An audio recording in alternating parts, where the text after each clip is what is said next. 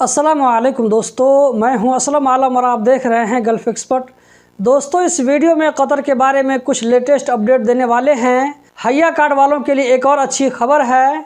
60 दिन तक का वीज़ा लेकर के आप इस कंट्री का विजिट कर सकते हैं, उसके बाद फिर अपने घर जा सकते हैं। तो इस वीडियो के साथ में आखिर तक बने रहें। अगर वीडियो अच्छी लगे तो वीडियो को लाइक करके आगे शेयर करना मत भूलें।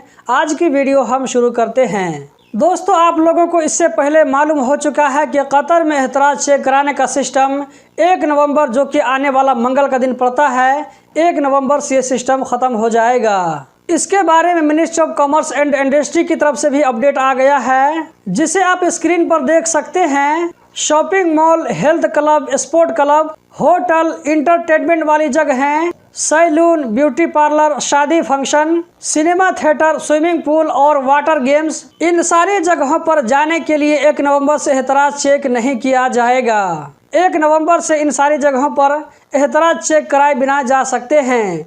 लेकिन आज 28 अक्टूबर 2022 है, तो 1 नवंबर से पहले अगर इन जगहों पर जाते हैं तो हो सकता है कि आप लोगों को एहतराज चेक करवाना होगा। आप में से जिन भाइयों के पास में हया कार्ड है, तो ऐसे लोगों के लिए एक और अच्छी खबर है। हया कार्ड होल्डर कतर से ओमान आसानी से जा सकते हैं। इन लोगों को 60 दिन का वीज़ा मिलेगा, और वो भी मल्टी एंट्री वीज़ा, मतलब कि आप ओमान से बाहर जा करके फिर उसी वीज़ा के साथ में आप दोबारा ओमान जा सकते हैं। आप लोगों को मालूम होना चाहिए कि हया कार्ड होल्डर यूएई और ओमान विजिट करने के लिए जा सकते हैं। कतर में सोशल मीडिया पर एक न्यूज़ घूम रहा है, वो ये कि कतर में लाइट इंटरसेक्शन पर गाड़ी की स्पीड लिमिट को 80 किलोमीटर पर आवर से कम करके 60 किलोमीटर पर आवर कर दिया गया है। इसके बारे में मरूर की तरफ से कहा गया है कि ये न्यूज़ सही नहीं है, फेक न्यूज़ है। जगह के हिसाब से और रोड के हिसाब से अलग अलग स्पीड लिमिट रखा गया है। जहां पर जितना स्पीड रखा गया है वो वहां पर लिख दिया गया है उस रोड में। इसमें सिर्फ इतनी सच्चाई है कि इंडस्ट्रियल एरिया में बाज सड़कों की जो इंटरसेक्शन है वहां पर 60 किलोमीटर पर आवर के हिसाब से रखा गया है, और वो भी वहां पर लिख दिया गया है।